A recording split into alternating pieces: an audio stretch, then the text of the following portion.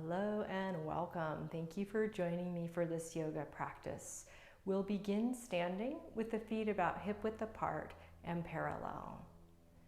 Take a full breath in through your nose. You can close your eyes and just exhale that sigh out.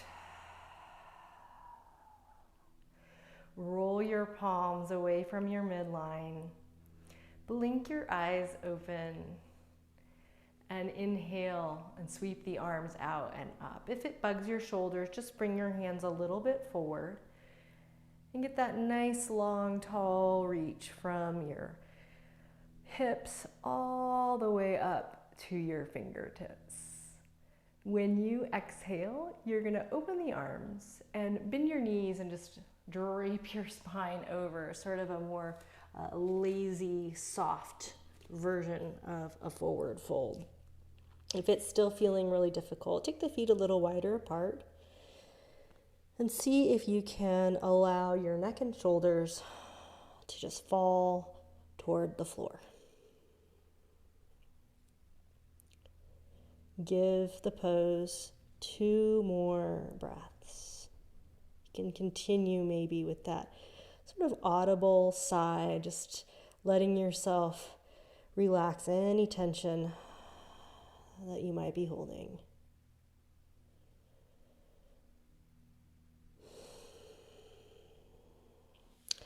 Then slide your hands up onto the front of your shins, just below your knees. Push into your legs. On the in-breath, lengthen your spine. Slide the throat and head back so the hips and head are roughly level from the floor. Exhale and slide the hands back down, slip them behind the ankles or calves and pull forward with your hands and begin to straighten the knees a little bit more. If straightening the legs causes you to grip in your face or your shoulders, just stay with a micro bend. Relax the neck and give it 1 more breath in and out. From here, you're going to turn your toes out like a duck, and then you're going to squat down. So if squatting all the way down is challenging for your ankles or heels, you can put your heels up on a blanket. If this is hard on your knees, you could also do this sitting in a chair. Either way, push your elbows into the inner edges of the legs to pry the knees slightly wider apart. Don't force it. We're not trying to hurt ourselves or go to like some max range of motion. Just encourage a gentle opening. And then join either your fingertips. This is a gesture of a mudra for concentration and memory.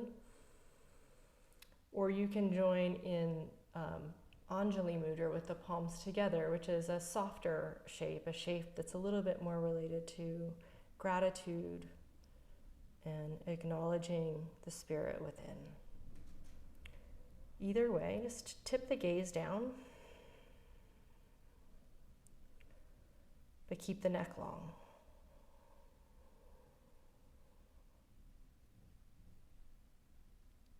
Take 1 more breath.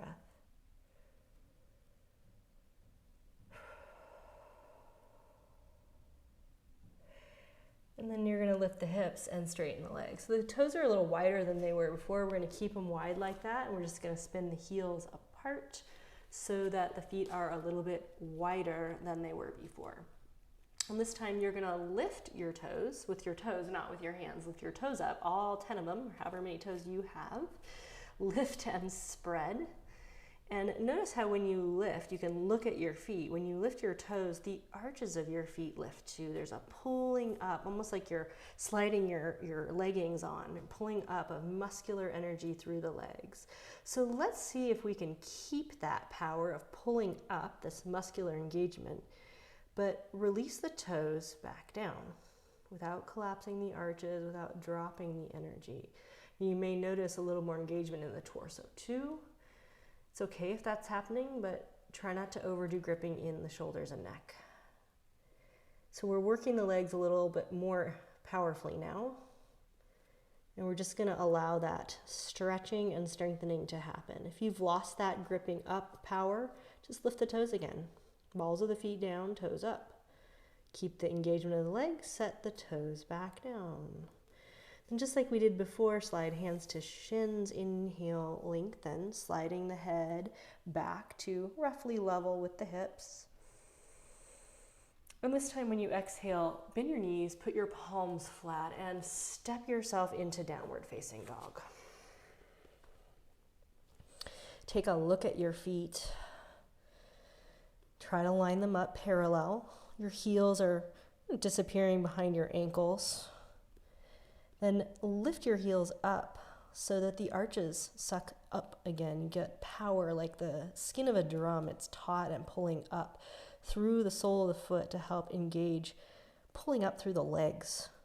So we're keeping the toes down this time, but lifting the heels. And then you're going to imagine that there is a large marble or a golf ball behind the balls of each foot. And as you begin to lower your heels, it's like you're going over that golf ball, that imaginary marble, so that the arches of the feet stay lifted and the legs stay toned. The heels are reaching for the floor. They don't need to make it to the floor, but with special attention to this power in the legs. As much as there's a pulling up through this engagement, push down through the arms, ground your energy. Full breath in, full breath out. On the in-breath, lean forward to plank pose. Hold there. Sway your shoulders just ever so slightly, side to side, above your hands. If this is easy for you, you can consider coming to fingertips on the lighter hand, or even tapping the opposite shoulder. You can also put your knees down if it's too intense. Take 2 or 3 more passes. Then hold 3, plank pose or kneeling place, 2, 1. Put your knees down, touch the toes together, and sit back into child's pose. Rest your arms, rest your head.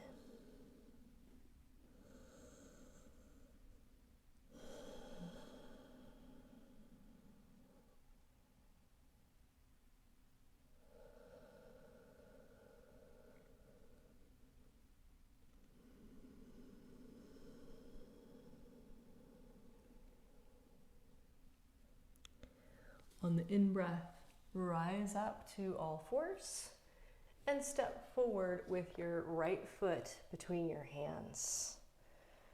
Once you've got it there, curl your left toes under and lift your left knee to straight. So get that nice long stance of a lunge. And then begin to move hips up, head down. So the front leg may or may not get straight, but we're heading in that direction. And then we're reversing. So you're going to bend the right leg and even slightly bend the left leg. Maybe it touches the ground for a moment. Maybe it's just hovering. Start to go back and forth between those two, pulsating between this power of pulling up with the hips, but allowing the head to release.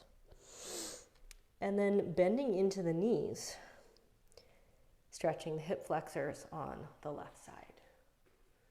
Let's go one more time. Hips high, pyramid pose with the back heel lifted, head down. Bend the knees, kneeling lunge, hands on the floor. Then back to pyramid pose. This time, let's step that left foot a tiny bit forward, a couple inches. Draw the heel in on a diagonal and place it down. Now if the floor is too hard to reach, grab a block or two, put them under your hands, and then lift the ball of the right foot. So just the heel is on the floor now. The same concept of just pulling in and up, this muscular power of drawing in to the strength inside. We're going to keep that engagement we're going to begin to step on the gas.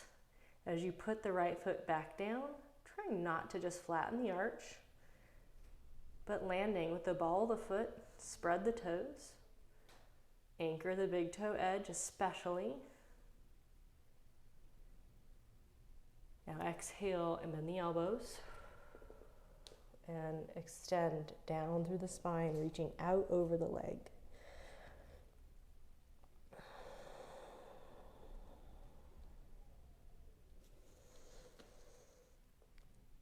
Return to your kneeling lunge. Just slide that left foot back, drop the knee. Inhale, twist to the right. Open the right arm up and even back toward the back behind you. Turn your head, look back toward your right thumb. Squeeze your right hip in toward the left, drawing some power to the core. Stay here if you want, or pick up the back foot, reach back and down and grab the outer edge of that foot. Just push the foot into your hand, roll the chest open. Fill in all those tight spaces with an inhale. Stay in the pose and just softly sigh out the exhale. If you have that back foot, let it go. Sweep the hand back down and around. And then lift your back knee and step back with the right leg to dog pose. Readjust your feet so they're parallel. Lift the heels, slight bend in the knees. Soles of the feet toned and lifted as the heels roll over the arches and reach for the floor. Inhale, forward plank pose. This time, we're gonna move the knees. Don't move the torso. Just bend and straighten the legs. Bend, straighten torso, nice and still.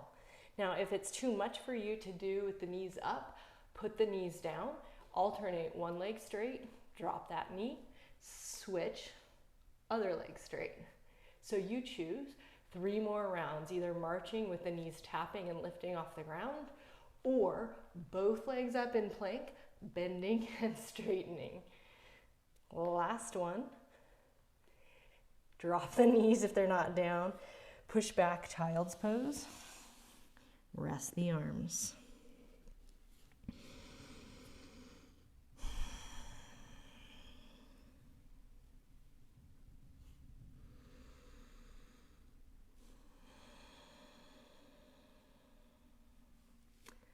Rise up, step forward, left foot. Straighten the right knee. Straight leg lunge. Pause. And then begin your pulsation. Hips up, head down. And then bending the knees, kneeling lunge. Right knee is touching or just hovering above the ground. Just continue to work with this sort of pulling in and up. It's easier to do here in the straight leg position for most people. And then bending, stretching out. And this is a pulsation that we can do a lot in yoga. This drawing in, powering up, keeping the engagement, but stretching back out in a balanced way. Last one. Pyramid pose, hips high, legs going in the direction of straight. And then knees bent, stretching the hip flexors on the right leg. Come back to the straight leg version. Step the right foot in a few inches. Spin the heel to the left so it's on a diagonal and drop it down. Grab blocks if you need to, or anything to support your hands. You can even put them on a chair. Then lift the ball of the left foot. So now just the heel is on the floor and we're teaching ourselves this muscular energy, this ability to pull in, to scissor into the core. And when I say core, I don't just mean your abs, but think of it like front, back, like you're gonna suck up the mat under your feet, and right, left. Keep the power, this pulling in and up, but start to drop the foot, even the toes. Just anchor the inner edge of that left foot right at the ball of the foot. And then bend the elbows and get into that back of the leg stretch. See if you can release the tension in the neck and shoulders while you're still kind of pulling in and firing up the legs. Those are two opposite things. Not always easy to do. They're pulling in, they're stretching straight at the same time. Let's get out of here by bending the knees. You can wiggle that right foot back, drop the knee to the floor, sweep left arm up, twist all the way so that your arm is reaching back behind you. You can turn your head slightly, maybe either see your thumb in your peripheral or look at it if you can see it out of the corner of your eye. Stare at it or see it peripherally. Stay with this or pick up the right foot, catch the outer edge, pull on the foot, but push the foot into the hand. So again, there's a dynamic engagement, pulling in, pushing out, drawing into the middle, stretching from the middle out to the periphery.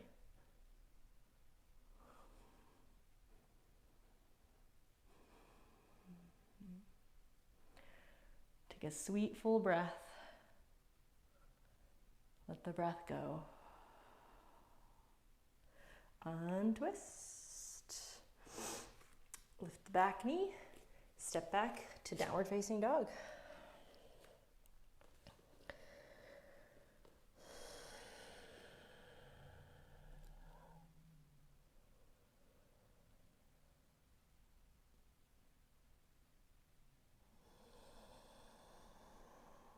And then drop your knees.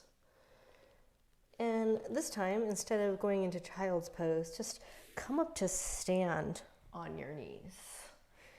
You can readjust your pants or your shirt. And now that you're upright, we're gonna bend the elbows by the sides so the forearms are kind of parallel to the floor. And once we do that, we're gonna push back with the shoulders, and then we're gonna slide back with the head so that the gaze is a little elevated.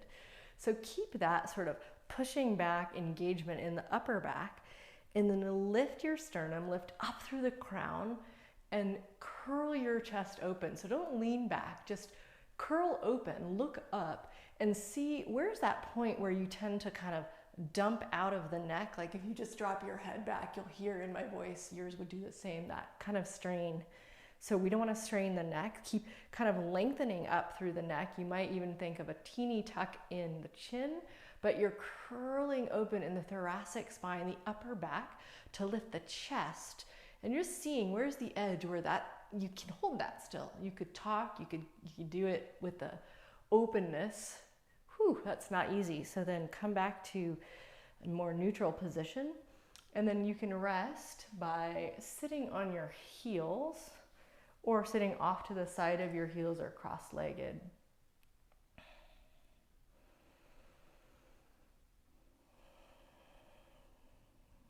Let your heart rate drop just a little bit and see if you can feel the openness that comes in the heart area from stretching the chest like that.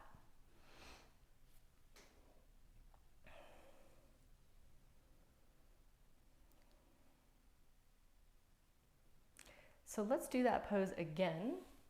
And this time I'm going to suggest that you curl your toes under so that you're on your toe pads, not your toenails, and your heels will be higher when you do that. So same action, we're going to kind of squeeze in and up, kind of pull, like almost like you're squeezing your knees toward each other, and then get the power in the back by drawing your elbows and shoulders back. A length to the neck so that as you curl into this kind of preparation for camel pose, you're keeping your neck part of the posture. You're not losing the strength, you're engaging strength and then stretching that strength right up through the crown. So just challenge that edge for yourself, don't lose it, and then see if you can reach down with your right hand and just tap your heel or ankle. Then bring the right hand back where it came from, twist slightly to the left, tap the left heel or ankle. Now you can go back and forth, or maybe you can do both hands same time. The goal is not to really like push back as far as you can in the back bend, but to hold this sense of stability and strength while open. Give it one more passive movement or one more breath if you're holding still, and then come back up and release your feet from that tuck toe position and sit back down. Give just a moment sitting here to allow your heart rate to drop and your blood pressure to equalize. Then you're going to sit offside or offset from your feet. So feet go over to the left, and so they can be stacked close or they can go wider apart, up to you. And then we're going to twist away from the legs. So walk your right hand behind you somewhere. Left hand is going to go on your knee, and you're going to go into a little bit of rotation. Turn your head even. Look back with a nice long neck and a soft gaze.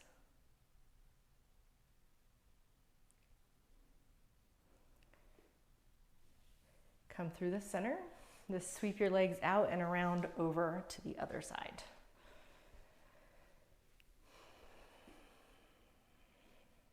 Twist when you're ready.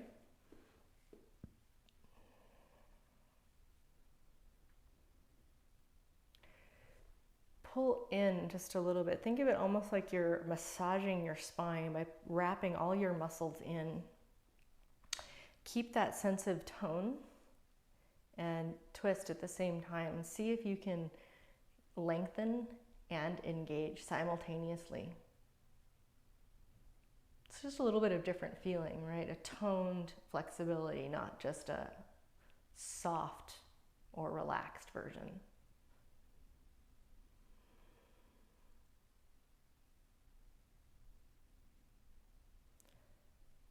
Good job on twist.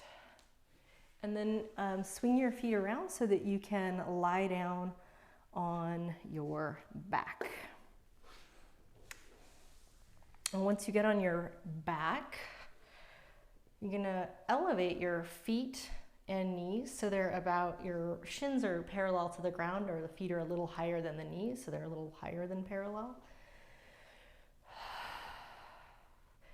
On exhale, cinch in your waistline all the way around to help hold your legs up. Now, when you breathe in, keep the tone and stretch your legs up toward the ceiling. So if 90 degrees at your hip flexion is too much, just keep a little bend in your legs and don't go so high. Okay, so we're gonna hold here. If this is enough, stay here, or consider lowering your legs about a quarter of the way to the floor. Hold, draw into your middle, but stretch out through your legs. Lower again, one more quarter, so you're maybe halfway to the floor. Hold, breathe in, exhale, lower, hold, and then bend your knees. Hold your knees with your hands. So we're gonna do this 2 more times. So you're gonna start with your legs bent, and you can stay with that. That might be just enough for you. When you exhale, like a drawstring cinching around your waist, hold that. Then when you inhale, stretch your legs in the direction of straight. Pause, shoulders and head back without gritting your teeth. And then you're gonna go 1/4 of the way to the floor with straight or slightly bent legs. Hold. 1 more quarter, cinch the waist, but stretch the legs. Last quarter, you're maybe 2/3 to 3/4 of the way to the floor, and then bend your knees. Hold in. Big breath. Now for the last one, I'm gonna give you the option to also lift your shoulders and head up. This might make it harder, like your abs will get tired more, but in some ways it's actually easier to engage that cinched waistline support for the low back. So if you want to try it with me now. I'm going to take the arms out alongside the legs, and we're going to elevate the feet up. So we'll pause, cinch in, then lower 1/4 of the way, hold, Lower again. Squeeze in, squeeze your legs together, but stretch them nice and long. And then last quarter of the way, so you're 3/4 of the way to the floor or thereabouts, and then draw everything back in again. Rock a little bit from side to side.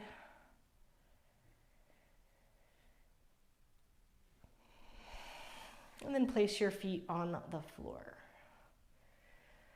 Push the shoulders back like when you did camel, and just lift your chest enough that you can kind of tuck your shoulder blades underneath you and get a little openness in the chest. Once you have that, pull your hips away from your head to lengthen your low back. Open the palms up by your sides and stretch your legs out for a little mini shavasana.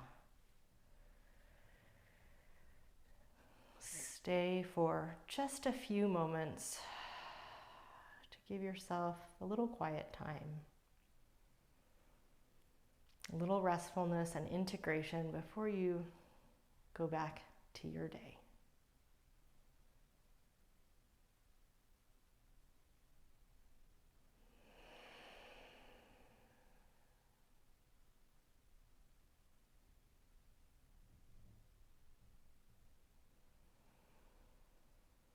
All those muscles that you worked,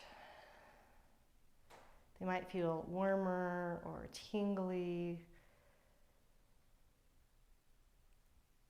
Now breathe into those areas and just imagine that your weight is releasing a little more heavily on the floor as you exhale.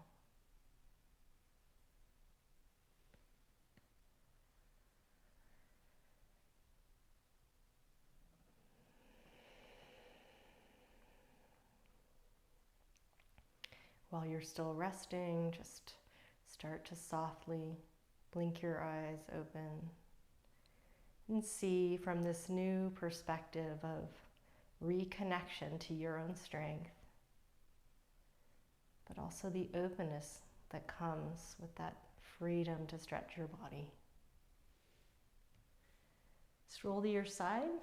Just be gentle with yourself in your transition to sitting back up.